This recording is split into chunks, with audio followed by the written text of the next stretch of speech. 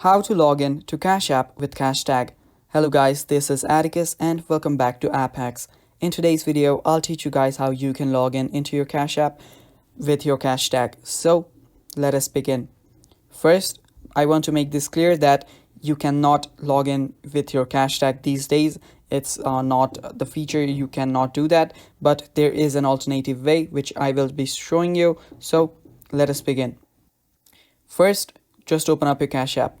Now, before we move on with this, if you are new to our channel, head down below and hit the subscribe button so you don't miss out on our future videos. Now, let's continue. After you're here, what you'll need to do is you will need to type in your phone number. If you're comfortable with your phone number, that's okay. If you're not, you can type in your email address. After you type in your email address, you will get a mail at your email address and you will get a verification code. Just type that verification code right here after you type in your email, and after you do that, you'll get logged into it. Now, the process is really same for the phone number too. Just type in your phone number, you will get a verification code. Just type that in and you are logged in into your Cash App.